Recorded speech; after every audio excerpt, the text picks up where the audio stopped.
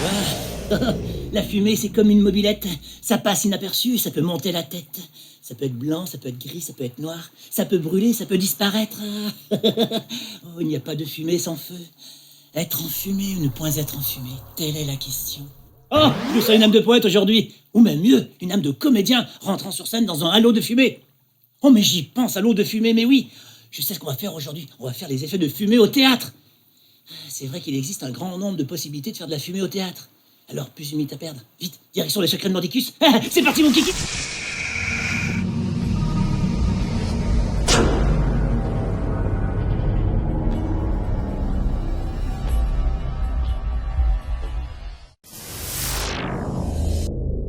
Welcome, bienvenue donc pour le nouvel épisode de la saison 7 de FXSP. Alors, l'épisode que nous allons voir aujourd'hui, c'est un épisode que vous nous avez réclamé, c'est-à-dire comment faire des effets de fumée au théâtre, au spectacle et dans toutes sortes d'événementiels, pour des scènes intérieures et pour des scènes extérieures. Alors, trouver un cobaye pour parler de fumette, ça doit pas être très compliqué. Alors, tout de suite, accueillons le sujet du jour. Allez, c'est parti.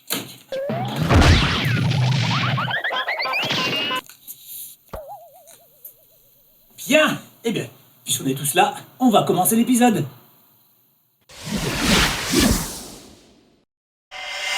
Allez, commençons tout de suite par la première technique pour faire de la fumée en spectacle. Et non, pas ça, ça c'est des enfumoirs. Ça a été utilisé notamment pour les films ou les courts-métrages pour faire des petits effets de fumée avant la prise. Et comment ça marchait? Ça marchait par des grains d'encens disposés sur du charbon ardent. Aujourd'hui, on s'en sert plutôt dans le domaine apiculture, ça s'appelle donc des bee smokers. Tiens, non, on va s'intéresser plutôt à ça. Ça, il s'agit des poudres. Alors, ça s'appelle des smoke salt ou sel à fumer. Et qu'est-ce que c'est? C'est plusieurs sels, donc du sel, des chlorures d'ammonium. Alors, ces fameux chlorures, comment ça marche? Eh bien, il faut ça. Il faut une plaque chauffante. Et regardez, vous mettez donc du sel à fumer sur la plaque chauffante et ça va dégager de la fumée qui va permettre la visibilité de tout ce qui est source de lumière, de laser, de beam dans les spectacles. Alors, une cuillère à café dure à peu près, 4 minutes. Attention, c'est uniquement réservé aux professionnels. Et ne respirez pas tout de suite les vapeurs issues de la plaque chauffante. Attendez que ça se répand dans l'espace.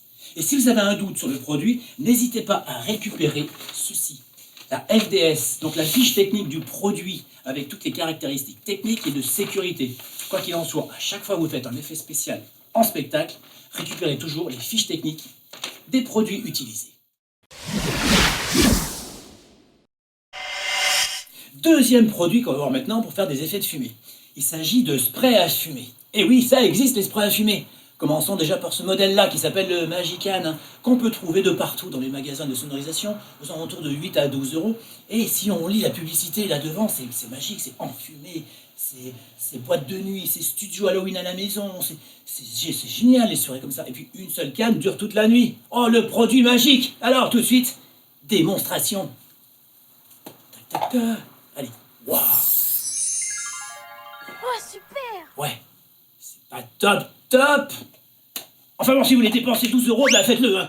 Non, il existe par contre, il existe par contre des sprays qu'on va utiliser dans le domaine photographique. Et oui, pour les shootings. Et là, ça sera un peu plus cher, mais ça sera nettement plus efficace. Troisième produit que l'on voit maintenant ensemble.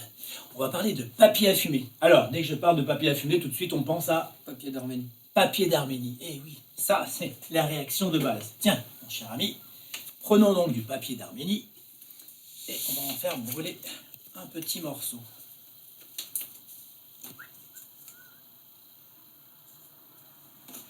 Hop. Voilà. Ça va dégager effectivement une petite senteur sucrée et douce. Mais c'est vrai qu'au théâtre, on a tendance à utiliser plutôt ce produit qui se trouve ici. Ce qu'on appelle des feuilles papier à fumer. Alors cette feuille qui se trouve là va durer 30 minutes. Comment ça marche? Toujours pareil, vous en prenez un morceau ou une feuille entière que vous allez découper. Hop, hop. Et vous allez l'enflammer.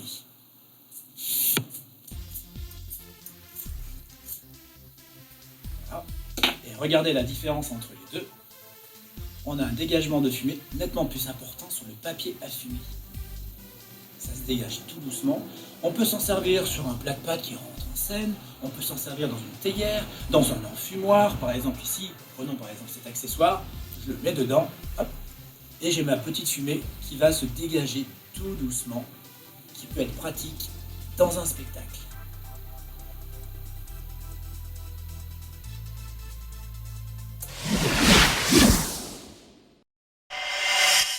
Autre produit produisant des petits effets de fumée. Il s'agit de ceci, ce qu'on appelle des tablettes à fumer. Alors c'est quoi? C'est un buvard recouvert donc d'une cire rougeâtre qui s'enflamme. Et une fois que vous allez souffler la flamme, une fumée légère se dégage. C'est vraiment le produit idéal pour faire des petits effets de fumée en spectacle. Et ça existe également en smoker, c'est-à-dire ce qu'on appelle également aussi des cordes à fumer. Alors, comment ça marche? Regardez, petite démonstration.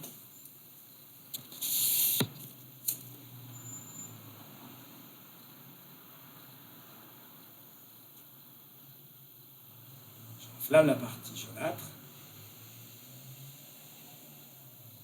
Et la cire rouge va commencer à fumer.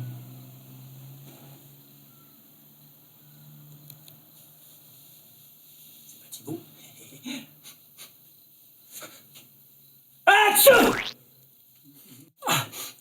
J'avais quelque chose dans le nez, mais ça va mieux. Allez, passons tout de suite au produit suivant. Voilà, on vient de voir maintenant les principaux consommables pour faire des petits effets au théâtre. Mais sachez qu'il existe également ces sortes de produits que j'ai dans les mains. Alors ça sera utilisé plutôt par les amateurs, voire des magiciens. Comment ça fonctionne? Pareil, c'est souvent des pâtes qu'il faut frotter, espacer les doigts de façon à simuler un effet de fumée. Attention, c'est pas de la vraie fumée. Allez, démonstration avec le petit cobaye à côté de moi.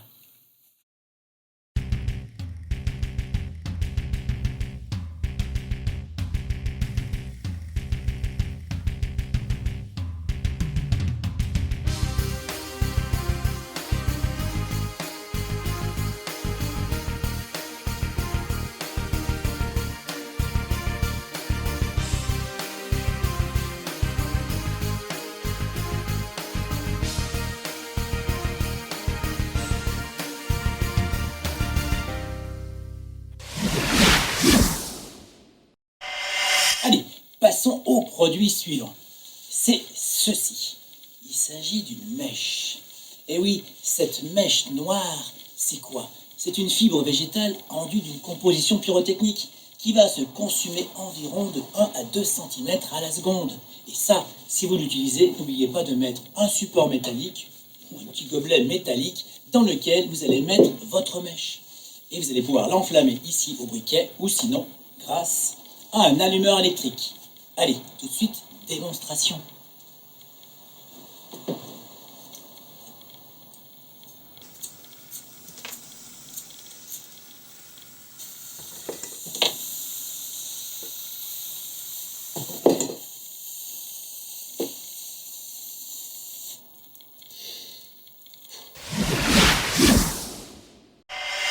Produit suivant, on va maintenant passer à des fumées beaucoup plus importantes, beaucoup plus volumétriques et beaucoup plus épaisses. Et pour ça, on va utiliser donc des poudres. Il existe différentes poudres sur le marché. Commençons par la première, ce qu'on appelle de la poudre à fumée lente, qui devient difficile à trouver actuellement. Alors, comment ça fonctionne? Il vous faudra un support métallique, une mèche noire d'allumage et bien sûr de la poudre. Hop. Reste plus qu'à allumer.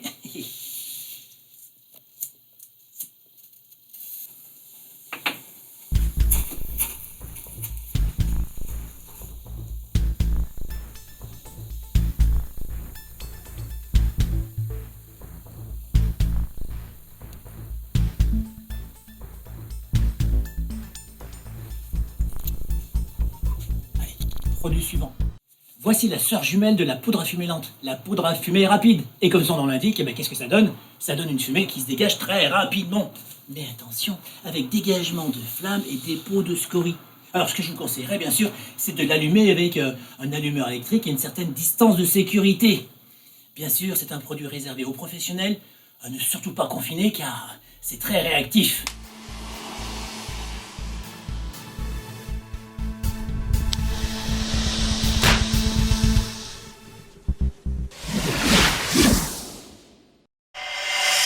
flacons A et B. Pour que ça soit réactif, il faut mettre tout A dans B. Ensuite, vous secouez et le produit est réactif. On obtient ceci. Et comment l'utiliser? En utilisant le bouchon qui se trouve ici. Vous allez utiliser 2 à 3, voire 4 bouchons suffit largement pour obtenir un effet instantané. Poudre flash. Cette poudre flash existe également en version donc régulière, mais également avec du bruit, la concussion, avec des étincelles qui montent haut, à altitude. Oui, alors, bien sûr, comment ça va s'allumer? Uniquement donc avec allumeur électrique, un petit peu de mèche si vous souhaitez, et surtout une distance de sécurité. Allez, démonstration. Allez, 3, 2, 1.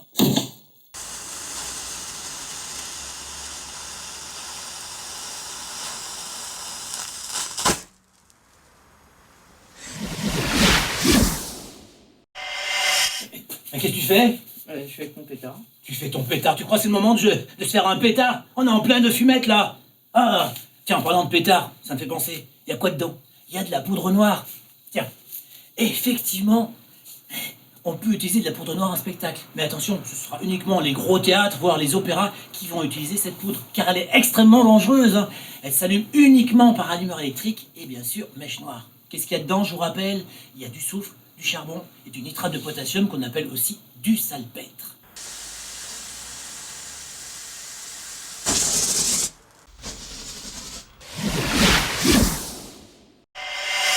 Allez, passons maintenant au produit pyrotechnique qui permet de faire de la fumée en scène. Non mais, ça va pas? T'es pas ma boule de la ciboulette là?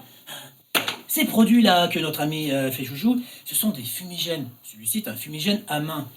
Ils existent également en fumigène 1 minute, voire 2 minutes, et des petites boules fumigènes, par exemple comme ceci. Tiens, va jouer dehors. Ces fumigènes sont très jolis, hein. On les trouve en blanc, en jaune, en vert, en rose, enfin toutes sortes de couleurs. Mais ils sont à utiliser uniquement pour des scènes extérieures ou des événements sportifs ou culturels extérieurs uniquement. Ne faut surtout pas respirer la fumée colorée qui sort de ces produits. C'est extrêmement dangereux. Et puis vous allez faire tousser tout le monde va avoir les yeux qui piquent, ils vont sortir de la scène, et puis il n'y aura plus personne. Donc non, on va plutôt utiliser, nous, des produits de ce style-là, qu'on appelle donc des flash théâtres. Les flash théâtres est un produit pyrotechnique agrémenté, qui existe en version small, en version medium, en version large, comme c'est le cas ici, et en version extra large. Qu'est-ce qu'ils font comme effet? Eh bien, ils vont produire un flash de lumière avec un beau champignon de fumée. Allez, démonstration.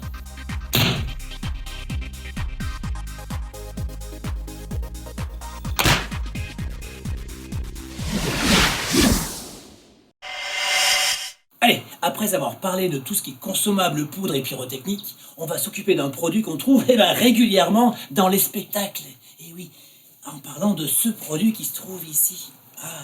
De la glace sèche, alias, effectivement, la dry ice, du gaz carbonique, de l'anhydride carbonique, de la carboglace, oui, tout ça, ça veut dire la même chose. Il s'agit de gaz carbonique à l'état solide. Alors, ce produit qu'on appelle un stick de CO2 est à moins 78,5 degrés Celsius. Donc il faudra le manipuler avec des gants, pas comme moi. Moi j'ai l'habitude, je fais ça très rapidement. Alors bien sûr ça ne contient pas d'eau, mais ça réagit avec de l'eau. Regardez par exemple, si je mets un stick de CO2 là-dedans, hop, j'obtiens toujours un effet magique sur les bords. Alors bien sûr, ici j'ai rempli de petites fioles, de petits vases, et je vais m'amuser à en mettre de partout. Allez, c'est parti.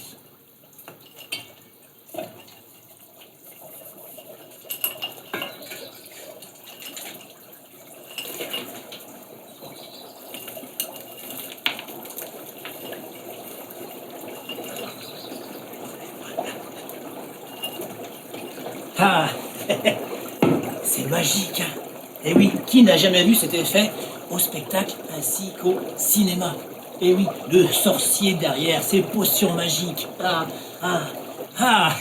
C'est beau, n'est-ce pas? Mais attention, il y a des dangers donc avec le CO2. Donc déjà, je vous rappelle, la température, moins 78,5 degrés Celsius. Donc manipulation donc avec des gants.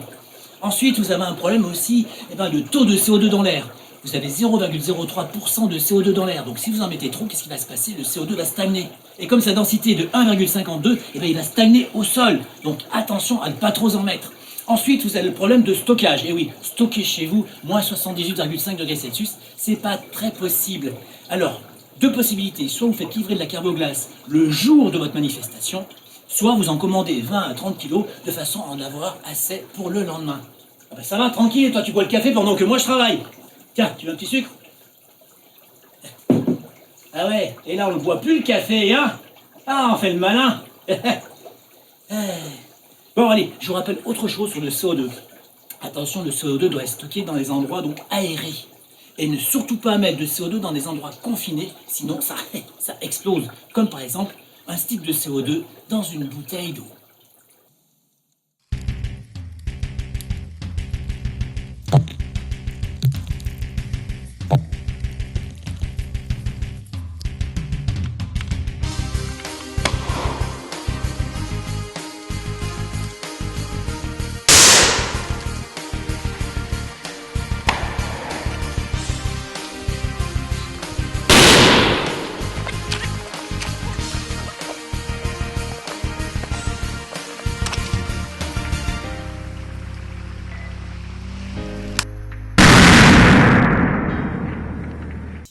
Mais enfin bref, on peut également utiliser des sticks de CO2 pour faire quoi? De magnifiques tapis de fumée lourde au théâtre. Et oui, on va également utiliser ces sticks à moins 80 degrés et les plonger dans l'eau chaude aux alentours des 70 degrés. Résultat, on obtient de la fumée lourde qui va descendre des marches des escaliers et se répandre sur scène. Et pour la colorer, on va utiliser donc les gélatines ou les projecteurs tels que des asservis. Alors des machines à fumée lourde, vous en avez différents modèles. Vous avez déjà les machines telles qu'ils sont ici. Ça, c'est une sorte de friteuse. Donc, eau chaude, panier, ça descend, ça fait de la fumée lourde. Ensuite, vous avez les machines qui fonctionnent par refroidissement, à base de bouteilles de CO2, comme c'est le cas ici ou ici. On vient donc refroidir de la fumée chaude, afin qu'elle soit froide et qu'elle reste au sol. Ensuite, vous avez les machines qui sont des gros blocs frigo, tels que les glaciators. Enfin, vous avez des machines qui sont encore plus volumineuses, telles que celle-ci, la Ice Tour 40, dans lequel on va avoir un panier de CO2 qui va plonger directement dans l'eau chaude. Et qu'est-ce qu'on va obtenir? Eh bien, un tsunami de fumée lourde. Ça, c'est super impressionnant. Le public est assis et se reçoit une vague de fumée froide et blanche sur la tête.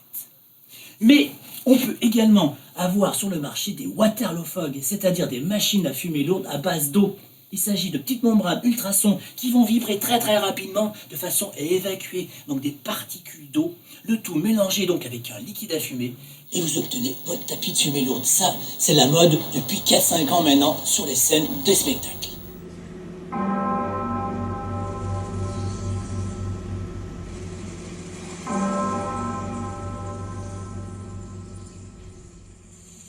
Continuons avec le CO2. Nous allons nous intéresser maintenant à ce qu'on appelle donc des guns CO2, des portatifs CO2 exactement, qui vont utiliser comme consommable ces fameuses bouteilles à côté de moi. Ces bouteilles existent en petit modèle, en médium et en gros, ce qu'on appelle donc des B50, c'est-à-dire 50 litres d'eau. Dedans, qu'est-ce qu'on a? On a du liquide et du gaz en version CO2. Mais bien sûr, on a un tube plongeur qui vient chercher la phase liquide et qui l'amène dans un tuyau haute pression jusqu'à une électrovanne. Et des appareils avec des électrovannes, sachez qu'il en existe pas mal. Vous avez par exemple les guns CO2, vous avez les Colt CO2, vous avez les bazookas CO2, vous avez les jets CO2, les dominators CO2, les blasters CO2, enfin des trucs CO2, il y en a plein. Et qu'est-ce que ça donne comme effet? Eh bien ça émet donc une fumée froide et blanche qui sort et qui va rafraîchir le public. Comme ça par exemple. Voilà, c'est pas magnifique tout ça. Alors bien sûr, ces jets CO2, on va les trouver où? On va les trouver notamment sur les scènes intérieures, extérieures et beaucoup sur les festivals. Et oui, sur les festivals, vous avez depuis une dizaine d'années beaucoup de jets CO2. Et chaque jet est relié donc à une bouteille. Ah, ça rafraîchit! Ah.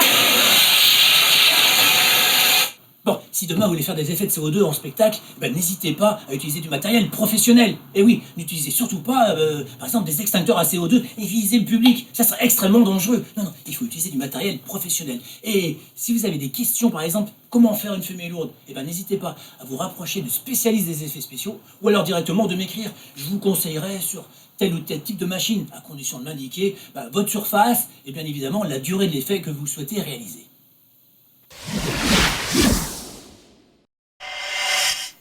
Qui dit fumée dit générateur à fumée, bien évidemment, car c'est très utilisé dans le domaine donc, des spectacles. Alors, petit rappel, il existe donc différents modèles de générateurs à fumée. On a vu précédemment les générateurs à fumée lourde.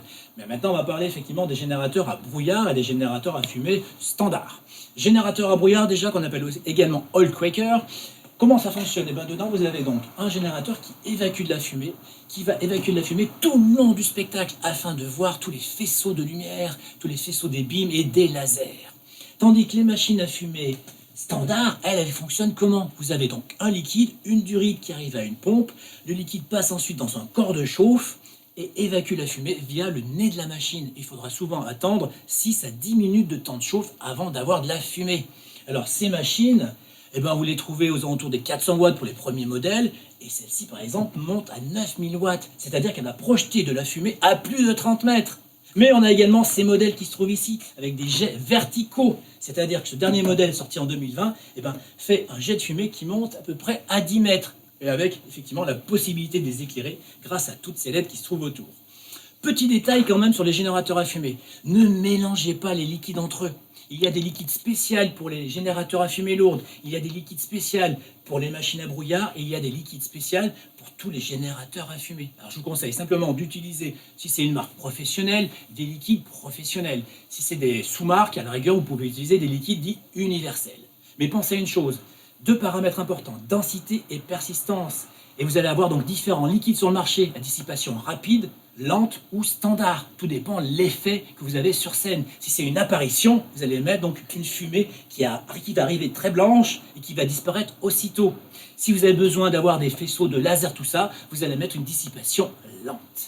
Et bien sûr, vous pouvez rajouter des petites fioles de senteur dans les liquides à fumer, mais ça, c'est, dirons-nous, accessoire. Il est préférable d'utiliser des machines à fragrance au lieu d'utiliser ces petites fioles.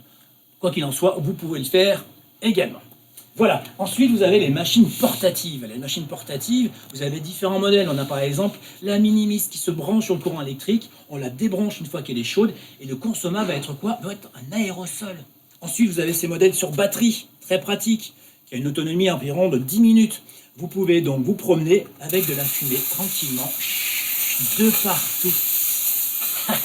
Ah, vous êtes où? Vous êtes où? Ah voilà. Enfin, vous avez les modèles, par exemple, chez Artem. Mais là, par contre, ça sera pour faire des gros volumes de fumée qui sera plutôt destiné dans le domaine cinématographique. 3 petites choses pour terminer cet épisode sur les effets de fumée en scène. Rappelez-vous, on avait parlé d'un appareil qui s'appelait le Foxrine, un appareil de 160 kg qu'on mettait en hauteur et qui permettait d'obtenir un mur de fumée très fin, 1 cm, sur 2 mètres de largeur, sur lequel on faisait quoi? La rétroprojection. Et on avait donc une image en suspension ou un logo en suspension qu'on pouvait traverser. Deuxième effet, regardez cette machine, la plus petite machine à fumer au monde dans le domaine événementiel. Elle tient dans la paume de la main. Ah, c'est pas magique. Bien sûr, elle est sur batterie et elle permet de faire des effets quasiment inédits, comme par exemple un magicien qui la mettrait ici et qui ferait apparaître quelque chose dans de la fumée. Ou alors la positionner par exemple sur une scène et à distance, on la télécommande. Et on obtient par exemple un sac qui fume, etc. Enfin, attention à ce que vous voyez sur Internet. Certes, vous pouvez trouver de beaux effets de fumée, mais extrêmement dangereux. Et même si le domaine professionnel, comme par exemple les magiciens, ont utilisé à un certain moment un peu d'ammoniac et un peu d'acide chlorhydrique pour obtenir un bel effet de fumée. Mais les vapeurs étaient nocives. Donc ne vous amusez pas à utiliser des balles de ping-pong, du chlorate de soude ou du zircon, ce n'est pas utilisé sur scène. Oui, bon, bref, revenons à nos moutons. Merci d'avoir regardé cet épisode. Et pour vous remercier de nous suivre sur FXSP, on a décidé de lancer un petit concours. Envoyez-nous vos meilleures photos de maquillage gore. On choisira les meilleures. Et ceux qui gagneront donc des DVD, bien sûr des DVD d'effets spéciaux, bien évidemment. Où ça, vous écrivez à l'adresse ci-dessous. Voilà, on se donne rendez-vous maintenant à un prochain numéro qui sera dédié au miroir. À très bientôt, les petits clous. Les petits clous. On va faire quoi? Ça ou ça à boire? Ouais, ma foi. Allez, on y va. 3, 2, 1, ok. Enfin, je tenais à vous remercier de... Ouais. 3, 2, 1, ok.